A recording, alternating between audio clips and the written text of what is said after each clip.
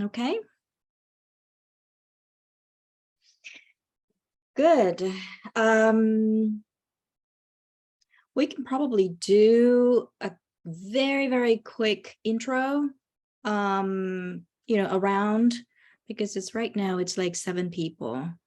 So, maybe I'll start. Welcome and thank you very much for coming to this webinar on cyber belief model. My name is Yurie Ito. I am Executive Director of CyberGreen. To my next, Adam. Hey folks, so I'm Adam Shostack. I've been doing a lot of this work with Yurie as part of a very long-standing interest in how we get better at measuring security, at addressing insecurity. And so I'm really excited to share what we've done so far.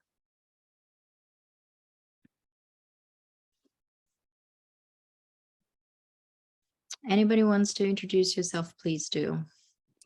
Well, I can, as I arrived late. Hi. Me. Hello. Sorry, I just came back from work and had to cook dinner, and because I'm in the UK. So I'm Audrey from the University of Essex in the UK, and I have the same interest as you. I work on the legal side on cybersecurity and cybercrime, and that's it. I think I'll leave it to others. Thank you, Audrey. Andy Purdy, I'm CSO for Huawei Technologies USA, and been a friend of Yurie's forever, and we're supporters of the effort to try to come up with these kinds of metrics. So very interested to hear what the discussion is going to be today. Thanks, Andy.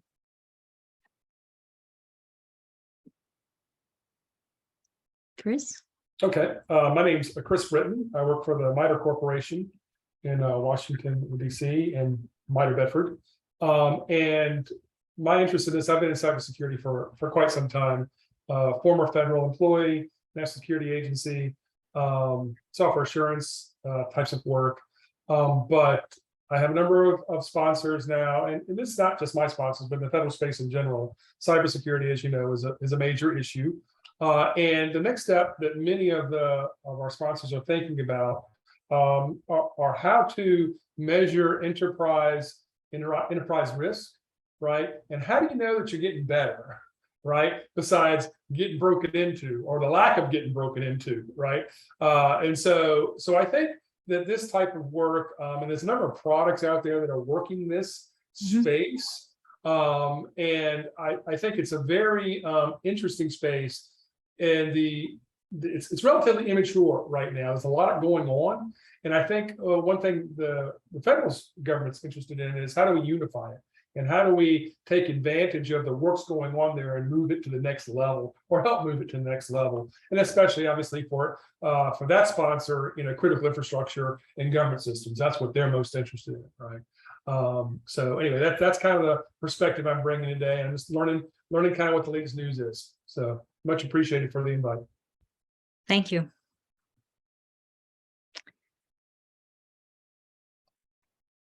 Yeah, hi, Dan Gallagher. I'm director with L'Oreal USA in the greater New York area. Just joining out of general interest in the topic. I attended a previous session and definitely see a lot of resonance in talking about public health and cybersecurity and kind of the same terms and concepts. It's a metaphor I've been using for the last 2.5 years, and certainly done a lot for our awareness as well. So definitely have a strong interest in the topic and how we're communicating this.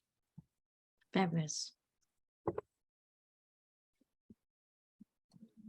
Hello, I'm Aristu. I have been working with CyberGreen for 6 years now. Very interested in sort of sharing the findings so far on this very interesting project that should hopefully shed light on some things that you folks are interested in and help to answer some of those key questions that Chris had brought up as well. So thanks for coming. Thanks for joining us, and looking forward to hearing from all of you. Thanks. Okay, thank you all. So let's start. This is going to be recorded and shared with the community as well. So, your question and comments are also very important. And with that, I'm going to start. So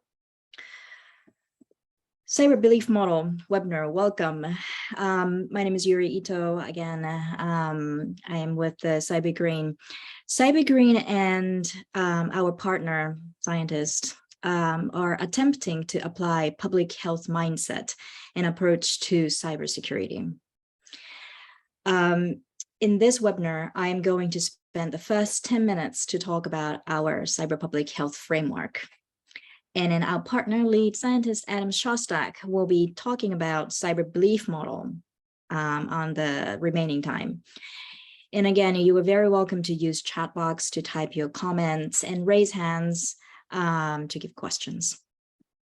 So I'll start the first 10 minutes, the cyber public health, starting from the internet. Not yet. Starting with the internet. The internet is a fascinating, vast, complicating, and infinitely interconnected world that most of us can barely comprehend.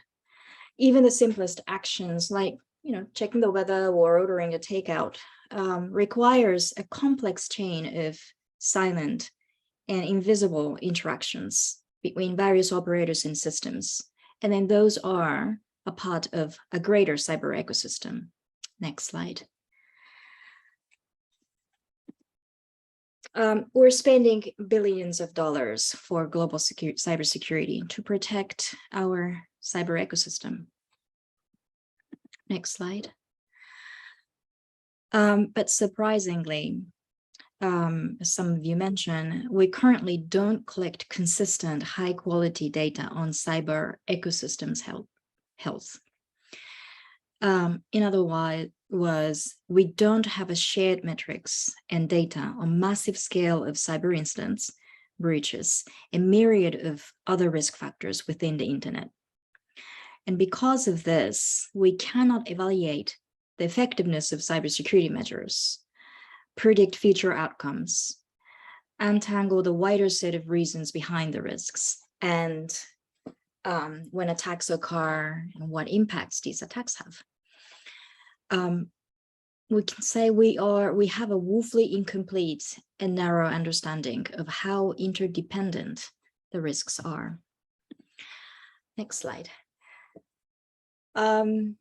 Medical professionals in the dawn of the 19th century faced outbreaks of infectious diseases such as cholera and smallpox. Using data-driven solutions, those early pioneers of public health revolutionized treatment and focused on the mitigation of infectious diseases. They started looking at the underlying issues causing the diseases and not just treating individuals that were already infected. Our metrics special advisor, Dan Geer, sent us his tutorial this morning, and I thought there was a best explanation in his slide, which was a public health mindset asks, how can I have a fewer bad outcomes in the population? Not how can it be arranged so that some specific person avoid the bad outcome. So that's public health mindset. Next slide. We need to adopt a public health approach to cybersecurity by collecting and analyzing data on a massive scale, conduct population level analysis, and creating preventative approaches to shared risks. That's what we're trying to adopt this new perspective from public health. Next slide.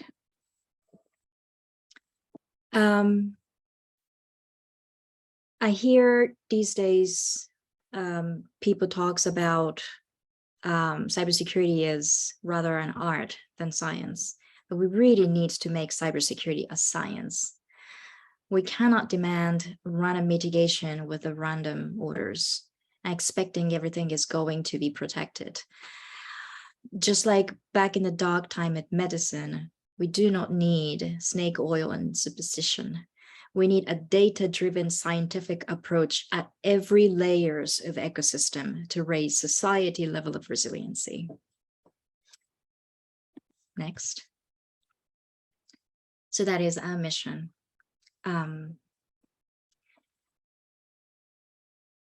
Next slide. Okay, so we have a very ambitious timeline to establish a science of cyber public health, advocating national policymakers around the world and apply public health approach to cybersecurity.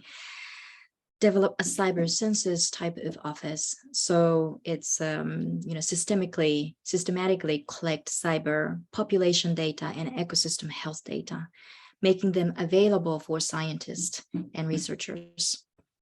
We are demanding to see, we're dreaming, sorry, not demanding, we're dreaming to see cyber public health lab at the university, hopefully in this decade. In this timeline, we are at the year 3, just about to getting to the phase 3, focusing on these 3 areas: data metrics scoring, foundation research, and advocate for new data. Next slide. So this is my last slide. I want to mention a little bit about what our metrics and measurement, and I'll pass it to Adam. So our metrics are based on the notion of harm to others, rather than harm to oneself or yourself, myself. From the public health, this is the public health mindset. So by establishing a science of cyber public health, our intent is to continue to deliver data and statistics about the shared global risk, while expanding our list of components and indicators to give a more holistic view of the health and resiliency of the internet infrastructure. Further development of this framework and feasibility study of scoring is expected sometimes in 2023, which is actually, we're starting this fall winter, to next year. We ask for your participation and collaboration on our cyber public health metrics journey. With that background and some update, I would like to move today's main topic, cyber belief model, and introduce our partner lead scientist, Adam Shostack. Adam and I discussed before that public health communities spend good resources to studying what motivate people and what inhibit people to change their behavior regarding health, and talked we need also a good study for cyber hygiene and health behavior. Adapting a model called health belief model, which is the model, how do our belief influence our decision to get healthcare? Adam studied what happened when our recent Log4j vulnerability response. I'd like to share my gratitude, first of all, here to those who participated in the interview for this study. And I'm very excited to hear this interesting interim outcome. Adam, over to you. Thanks. Could we bring it to the next slide, Arastu? So let me start out with a little bit of background about the project.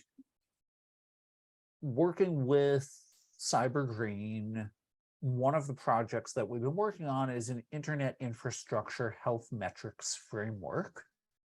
And in that, we've been measuring various public visible things, such as the number of denial of service amplifiers, the use of DNSSEC, and other things about that we can scan the internet for at scale. And as we were talking through what the numbers looked like, somebody said, why don't people just turn on DNSSEC?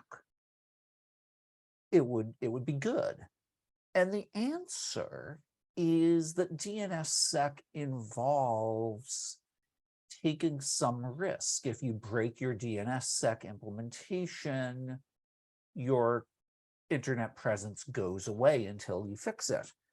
And so to do this, somebody has to go to the executive team at their organization and say, we'd like to do this. And when they do that, excuse me,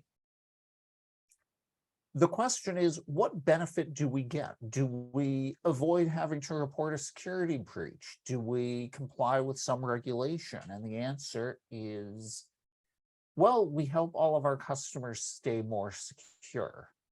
And that's not a trade-off that many organizations jump at making. And so the adoption of DNSSEC is lower than we'd like, even though it would improve the security of the internet as a whole, were it better adopted.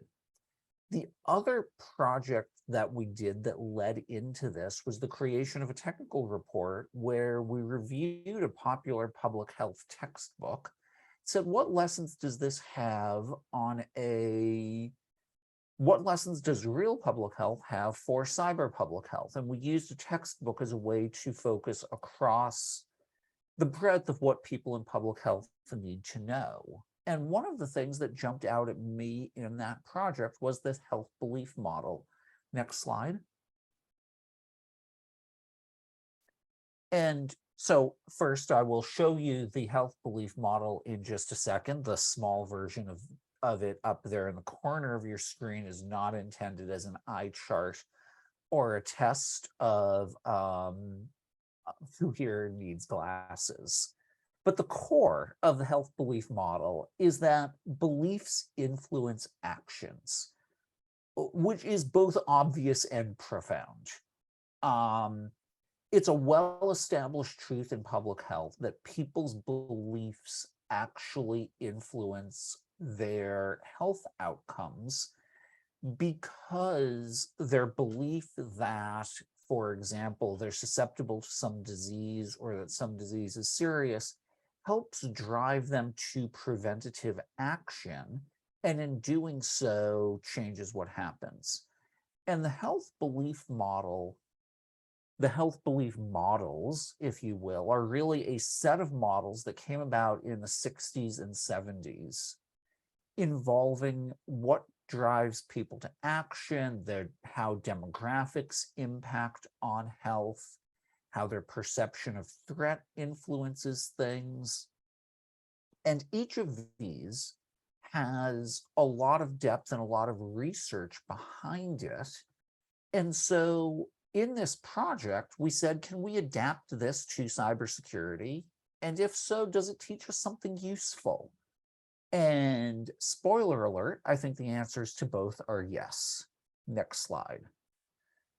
So the health belief model, and this is redrawn from a paper by Rosenstock, starts out with some individual perceptions. Over on the left, the box labeled 1, perceived susceptibility to a disease and the perceived seriousness. And those influence the perceived threat, box number 3 in the center. And I was really interested when I saw this for the first time that they're using the word threat, which is a word we use a lot in cybersecurity. There are modifying factors that influence your perception. In box 2 up at the top, you see demographics, age, gender, socio-psychological variables. It's also a pronunciation test. But things like your personality, are you risk-taking or risk-averse? Are you wealthy or poor? These things influence your beliefs about how serious a disease might be relative to other things. There are cues to action, box number 4, things like mass media campaigns, reminders from your doctor. And reminders from your doctor is one of those that doesn't really tie. We don't tend to have a personal cybersecurity specialist who we see for a checkup once or twice a year. But that was one of the only bits here that didn't really tie well to cybersecurity. And then on the right-hand side, the likelihood to action boxes, the perceived benefits minus the perceived barriers, influence our net likelihood of taking some recommended preventative health action. And this set of models turns out to be resilient. There are some critiques that it doesn't include everything, that various versions of it don't include things like racial breakdowns. One of the things I liked about this one is it does cover that in a little bit more depth. But I think that these models are powerful. They're well accepted in the public health world, and they apply well to cybersecurity. Next slide, please. So as an example of how this might work out, as I was drafting these slides, there was a bunch of news about TikTok again. And as I looked at it, and I tried to just apply the health belief model informally, what I saw was that the descriptions of the threats were very vague. So I'm not really sure what the impact of not taking action is. It wasn't clear if these problems were unique to TikTok or if they were problems that showed up in many apps. And there were clear costs to the recommended activity, which is just delete the app. You don't need TikTok. But overall, understanding risky behavior may help us influence it. And so I think that in the case of TikTok, more specific descriptions of what's unique, more explicit discussion of you can get the benefit of TikTok using a standard web browser if you're not creating content, but just consuming it, might help influence action. And so we can learn these things. Next slide. So this led us to create a cyber belief model, and I'll show it to you in detail in just a minute. But the real test is what happens if we apply this to real problems. And so if we go to the next slide, this is pretty much the same slide that you have just seen. The big differences are the cues to action change a little bit. It's threat intelligence vendors or groups. It's being a little slangy, but has a friend been attacked by this particular problem? And other than that, this is pretty strongly analogous. The degree of adaptation needed was relatively low.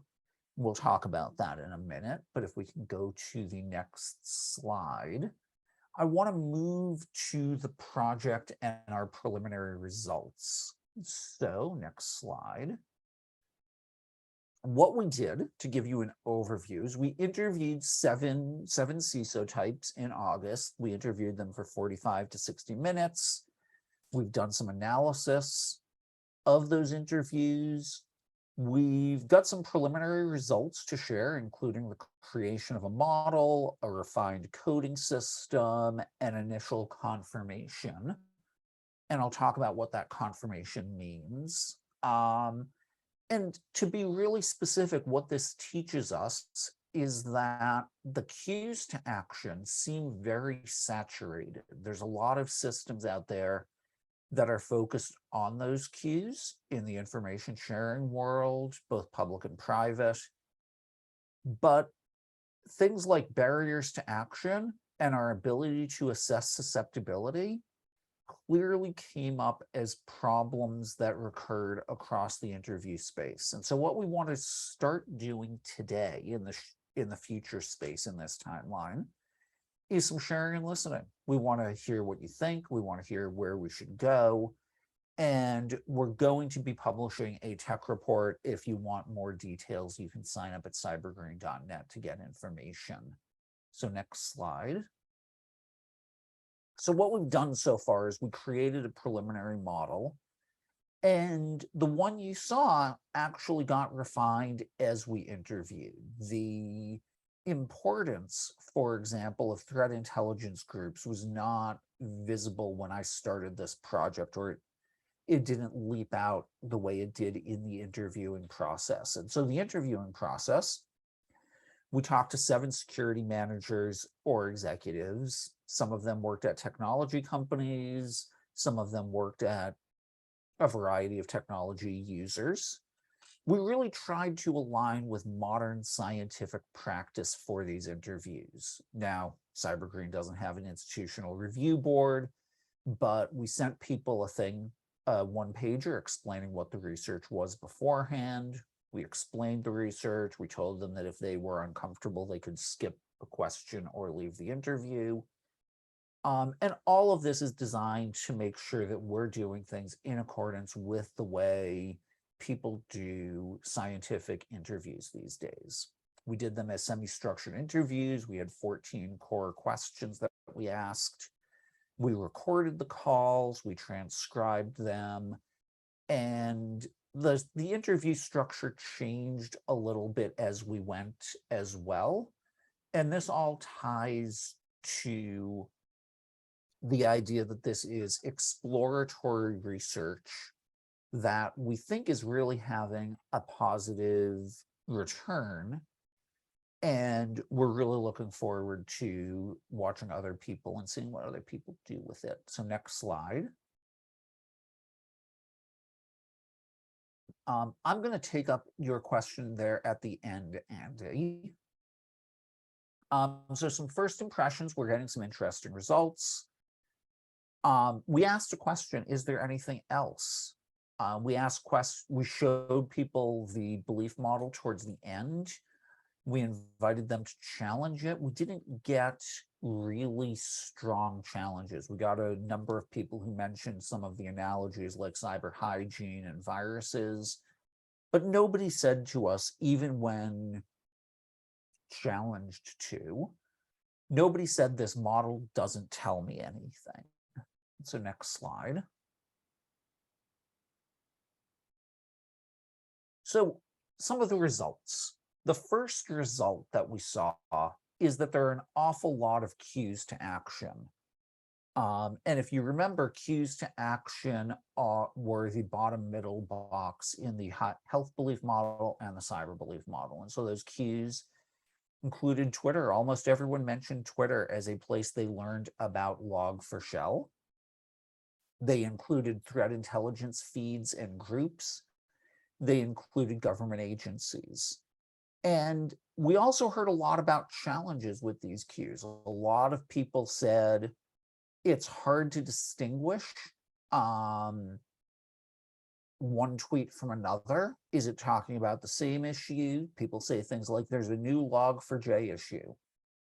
New relative to what was a really difficult question for the people receiving these cues to action to answer. People had threat intelligence groups. They had difficulty tracking who'd seen what. They talked a lot about duplicated activity and spinning their wheels. And all of this, I think, really ties to the question of what are we doing? How can we evaluate the threat intelligence techniques that we have today? How can we evaluate what we're sharing with people to make it easier to consume in a more effective way? So next slide. There were a lot of barriers to action. One of the biggest ones was a lack of system inventory, or what I'm thinking of as shallow inventories, where the inventories didn't cover everything or didn't cover things very deeply. And so, there's a lot of talk in industry right now about SBOMs, cyber security bills of material. And at least one participant explicitly brought it up and said, don't think SBOM would have solved this problem. Oh, well, that's interesting. This is why we do semi-structured interviews, by the way, is so I can follow up on a comment like that. And he said, we don't know what all of our factory floors have deployed. Never mind getting an SBOM for each of those things. We have regional managers who have authority to make decisions, and we don't have SBOMs for all of them. We don't have a good inventory. Never mind SBOMs. Several of our participants were retailers. Each of them mentioned the holiday season being a barrier, that they were in a code freeze. They all said that they were able to unfreeze, apply patches despite that, but it came up repeatedly. Another barrier was the stream of issues. I've mentioned how they were complex to figure out. Is this something new or something I'm already tracking? And then there was a norm, came up repeatedly, which is we fix internet-facing issues immediately, and other stuff we take our time with. So if we can go to the next slide. The question of, is it internet facing, can be seen as a question of susceptibility. Am I susceptible to this? And the cyber belief model puts that over on the left-hand side in the first box. And so the phrase, it's not internet facing, came up a lot and really tied closely in my mind to susceptibility. Another problem with susceptibility was this avalanche of requests to and from vendors. What do you know? Are you getting hit? Have you been broken into? Can you tell us your products aren't vulnerable? And these requests seem on the surface like they're pretty simple, but in practice, with the stream of issues, some of the requests came in asking about log4shell. Others came in asking about a particular CVE. That 44.22.8 was the first of the many issues. And so your answer to those two questions might be different. And your answer might depend on downstream information that's still coming in from your vendors. And so the people who were being asked, can you attest that your product isn't vulnerable, have this challenge where some of their customers wanted information immediately, accepting that it might be incomplete. Others were demanding authoritative information. And in one case, I even heard about a request for indemnification in the midst of all of this. And all of this ties to how we think about and discuss susceptibility. Let's see, could we go to the next slide? And so the barriers to action were often about cost. There were lots of spontaneous comments in the interviews about cost. And one of the things that we see is that sometimes when you go through a crisis, you come out the other side stronger. And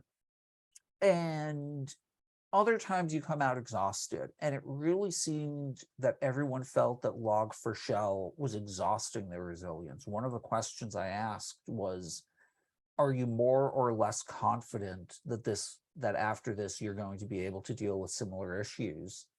And I don't think anyone said more confident, which surprised me. I figured that people would have gone through this, built some muscle, and come out well the other side, but really it was all less capable, or at best equally capable, after going through the issue and having a few months to deal with, how do we deal with the next one, right? We did the log4j issues happened in December of 2021. We did these interviews 8 months later in August of 2022.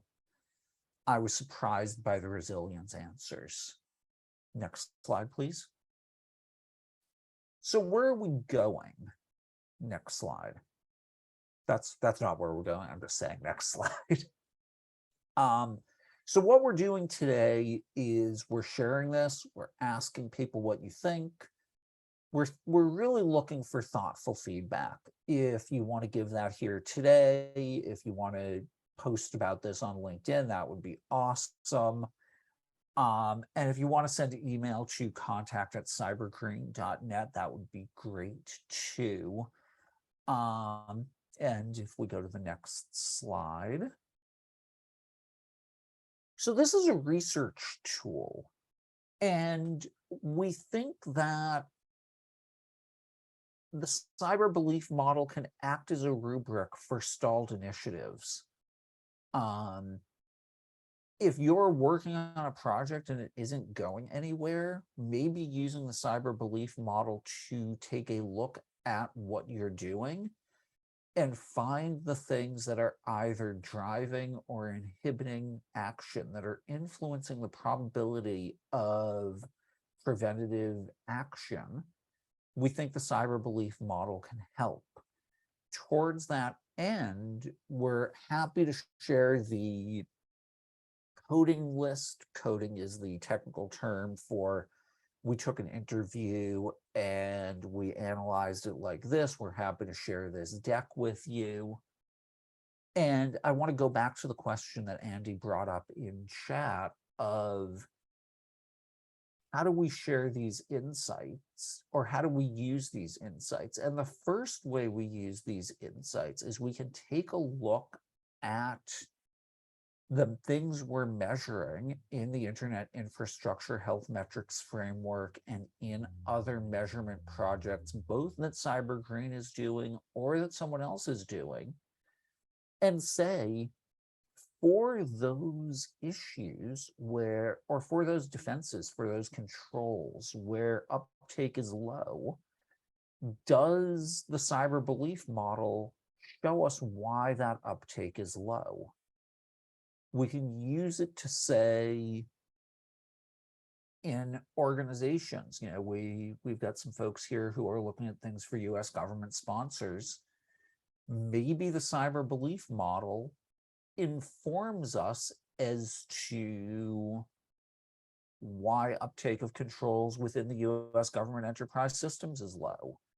And maybe we can use it to say, we need better structure in cyber information sharing. You know, there's enormous investment in information sharing infrastructures right now. When people are consuming the information that comes out, there's a lot of overlap. There's a lot of, does that affect me? There's a lot of informal use of language that's creating tremendous friction and tremendous inhibition to getting the work done. Not inhibition, that's the wrong word. Creating tremendous challenges to getting the work done.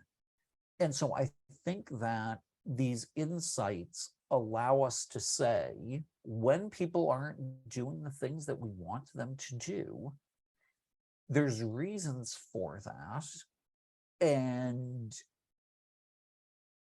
that one of the things about the health belief model is that each, and if we could maybe go back up or us to slide 15 or so, it's the one that actually shows the model. Yeah, here, that's great.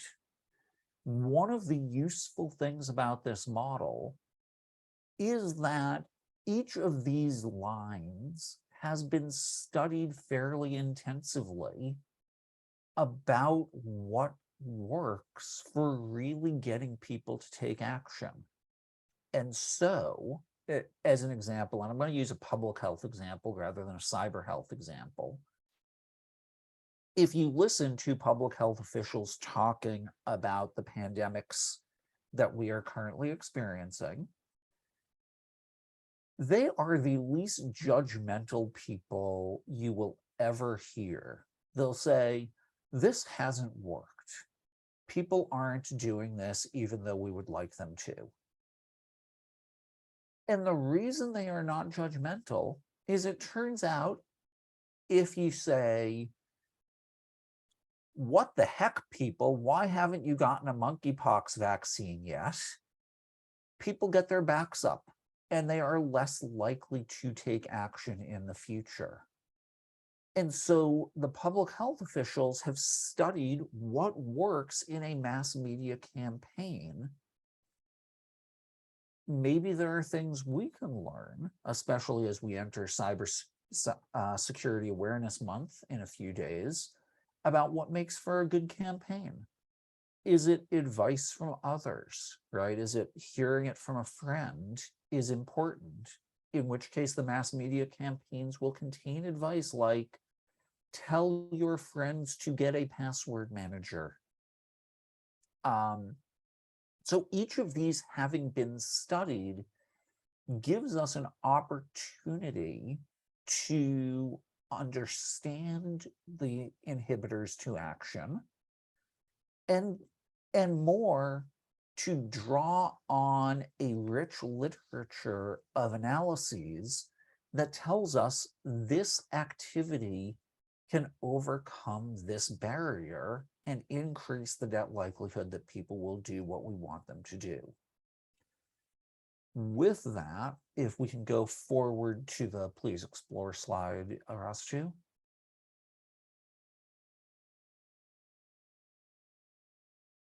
So we'd love for you to use this. We think it is surprisingly promising. When I started this work, I thought it would be useful. I thought it would be interesting. I have been surprised at how many interesting things have popped out as I've done it. From the close alignment of the models through to the we're spending all our energy on cues to action, and less on other things. So there's a lot here that you can use today to improve your initiatives and possibly to improve cyber public health as well. And so if we go forward, later this year, we'll be releasing a tech report that writes up the interviews in more depth, that explains a little bit of the statistics of what we heard, and shares all of this in a more written narrative sort of form, which we think is an important step. And then if we go forward to echo what Yurie said, establishing a science of cyber public health is important to us. When we start to think about the society level view, a focus on each enterprise taking steps to defend itself is great. We should all be washing our hands and doing other things to improve our own health. And we should be doing things at a societal level as well. And perhaps those are open. So we need some data and metrics. And so we're really working towards gathering more comprehensive data, making it available for researchers, developing the societal level review. And we also think it's important to develop institutions and infrastructure. If you look at the world of public health, I'm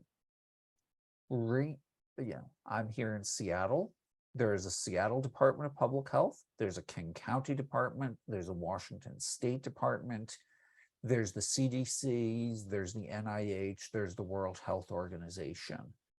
And so very much at different layers of society, we have public health institutions and infrastructure which work to assess what the overall outcomes of our investments are, what's happening at a population level.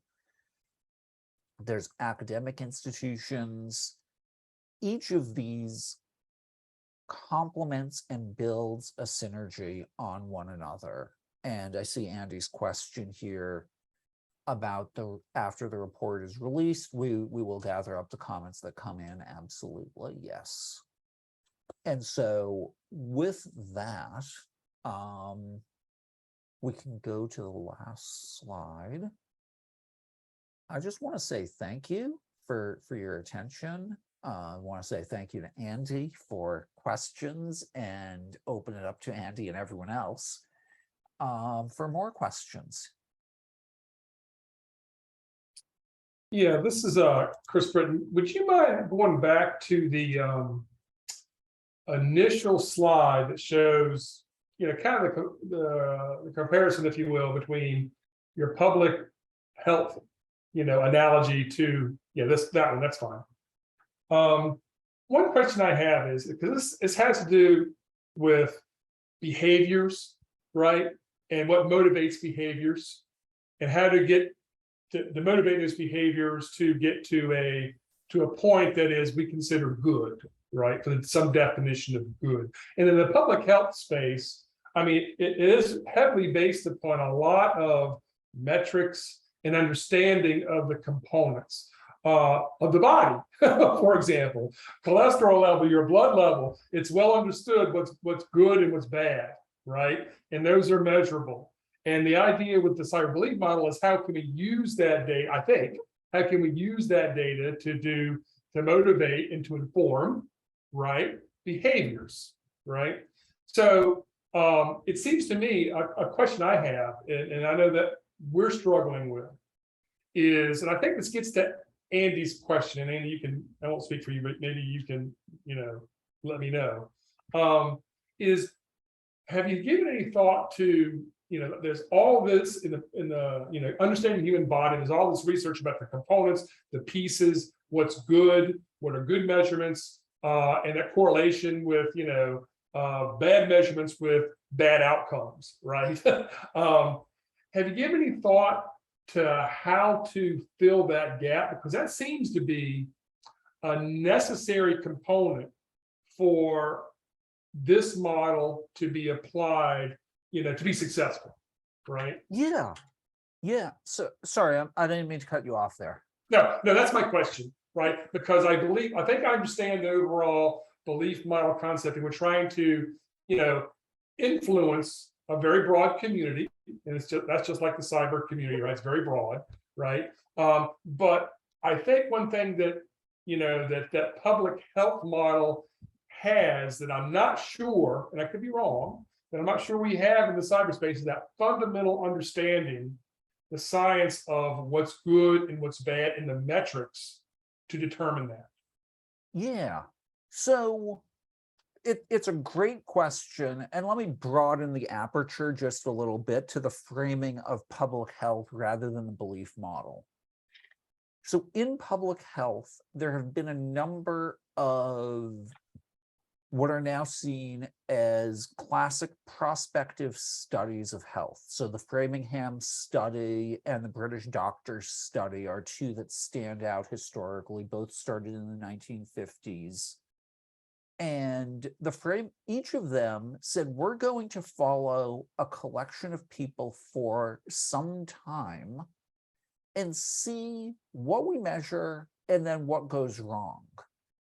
And so, for example, coming out of the Framingham study are the now classic correlations between cholesterol, weight, exercise, and heart disease.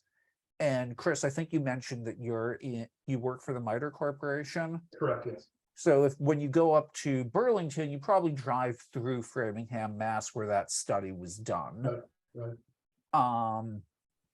And the British Doctors study is actually, they had to stop the study early because they discovered that the results of smoking were so lethal that they said, we can't just keep doing this study. Most of the doctors who are dying young are smoking. We should get people to stop. And so each of these prospective cohort studies was important. There's another technique of retrospective studies where we select a set of people, say, who have cancer, and then try and determine what they have in common. And all of this feeds into the key thing that you're asking about, which is we know these things about the body and we use them to select what's going on. And so I think what we could do is that someone, say an FFRDC who studies a big customer like the US government, could do both retrospective and prospective studies. right? We can look at what the US government is doing and say, which of these controls actually impacts on the outcomes that occur? And in fact, we're pretty close to doing this. Each of these, I'm getting incredibly geeky here, but each of the CFO agencies at the US government level has to report incidents to DHS or to the CERT in CISA. But we don't do a lot of retrospective analysis of the root causes of those things, and we don't do a lot of prospective analysis of looking across all of government to see which agencies seem to be doing well and figuring out what activities they're doing. And that was a little bit of a personalized answer, but I believe we can do this at not only, say, the US government level, but we could do it across, say, public companies in the US. We could do it across sectors, for example, hospitals or other critical infrastructures. And the reason that I'm really excited to be working with CyberGreen is this public health perspective and the engagement that we are getting with people who can say, yeah, let's start doing some prospective studies. Let's start doing some retrospective studies and see what they teach us. All of which my hope is over time will feed back into the guidance that we're giving organizations the same way it does in public health. Right. Interesting. All right. Thanks. You answered my question directly. Appreciate it. Thank you. Other questions?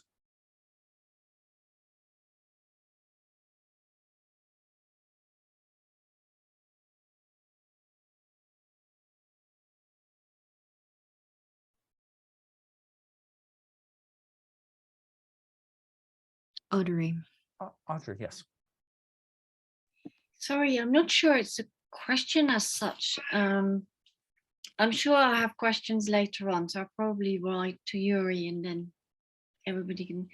But the EU has just put a draft for what it calls the Cyber Security Resilience Act. And the idea is to make mandatory for all manufacturers and distributors to implement cybersecurity on their devices, hardware and software, not just at the point of sale, but throughout the life cycle.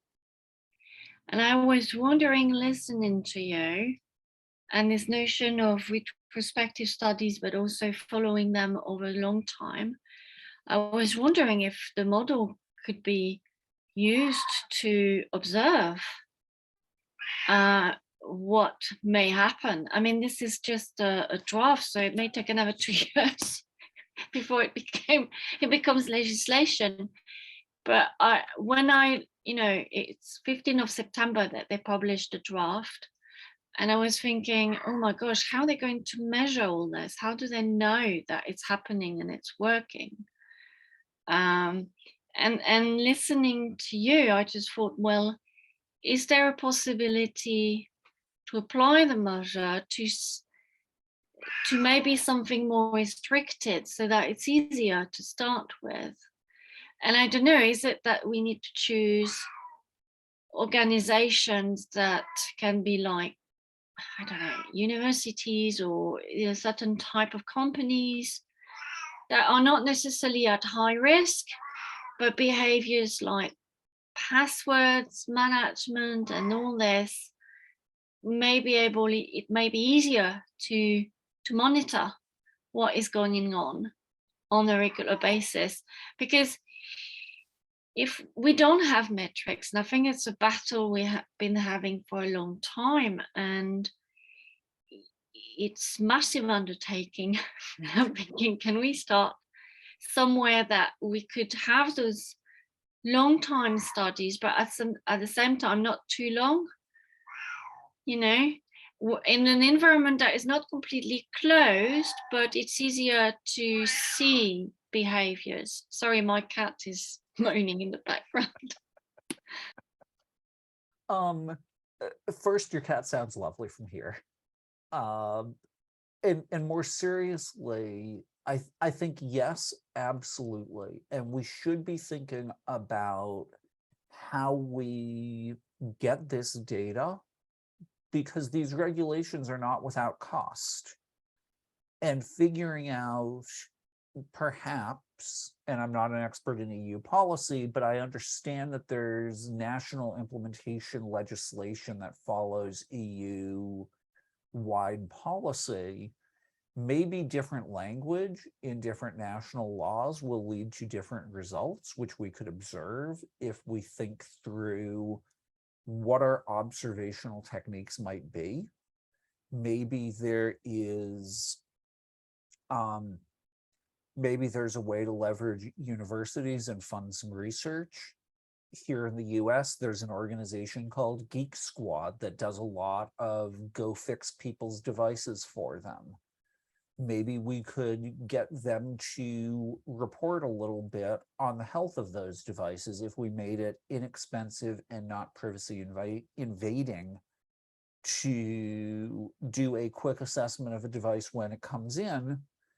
We could learn something. What, you know, for example, what fraction of people presenting at a doctor's office have high blood pressure? What fraction of laptops brought to Geek Squad have malware on them? And if we could assess the answers to those questions, you know, I would intuitively think that enterprise laptops have fewer and individually owned ones have more, that newer operating systems have fewer, older operating systems more. But that's intuition, it's not validated scientifically. So I love the idea of engaging with the EU on how we might build measurement into this, into the new things. And if there's someone you can help make an intro to, I'd be more than happy to speak with them. With that, I do note that we are about at time. Yurie, do you want, so thank you all for the questions. Thank you for your attention. Yurie, do you want to sum up? Yeah, Adam, thank you so much. And thank you all for, again, for contribution and questions. I am very, very excited to this. To sum up and in closing, I'd like to say a couple of things. So slide is going to be shared, and the recording is going to be shared. We will send you the follow-up. I also wanted to mention we are starting Cyber Public Health Working Group, co-hosting with the Ostrom workshop at University of Indiana. We are going to have a monthly discussions on cyber public health, and then also the metrics, and then what policy and research we need to establish cyber public health, and then so on. There are many, many topics that we need to, and we're very excited to discuss. So please join us in this initiative, and please join us to this cyber public health community. Thank you very much all to participated today. I will looking forward to the next conversation. Thank you all. Thank you very much. Thank you. Take care. Nice talk. Thank you very Thank much. you.